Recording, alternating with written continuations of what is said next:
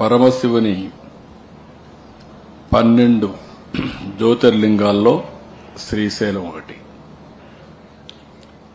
అలాంటి శ్రీశైలంలో ఈరోజు సీ ప్లేన్ ప్రకాశం బ్యారేజ్ నుంచి శ్రీశైలం తీసుకొచ్చే పరిస్థితి వచ్చాం. ఇది ఒక వినూత్నమైన కార్యక్రమం. ఈరోజు శ్రీశైలంలో దర్శనం చేసుకుని మళ్లీ వివిధ ప్రాంతాలకు సుజావుగా వెళ్లే పరిస్థితి వస్తుంది. అయితే ఈరోజు ఒక ప్రత్యేకత చూస్తే, ఒక పవిత్రమైన పుణ్యక్షేత్రం కనకదుర్గమ్మ తల్లి విజయవాడ.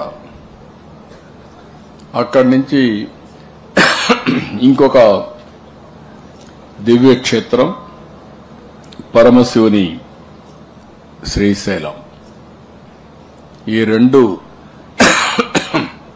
ప్లేసెస్ ని కనెక్ట్ చేయడం చాలా అదృష్టంగా భావిస్తున్నాం. శ్రీశైలం దక్షిణ భారతదేశంలో ప్రముఖ శైవ క్షేత్రం. శ్రీశైల దేవాలయాన్ని దక్షిణ కాశీగా పిలుస్తారు.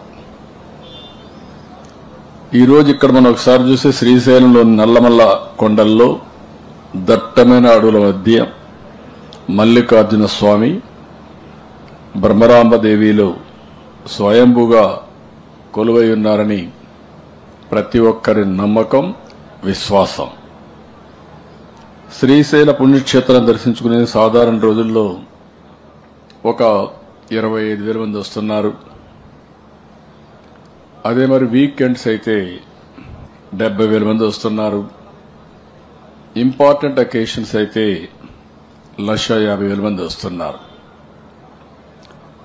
అయితే ఇక్కడికి వచ్చినప్పుడు ట్రాఫిక్ జామ్ అయిపోవడం, రోడ్లు సరిగా లేకుండా పోవడం, ఇక్కడ అకామిడేషన్ కూడా ఒక 2-3 రోజులు ఉండాలంటే ఉండలేని పరిస్థితి కూడా వస్తూ ఉంది.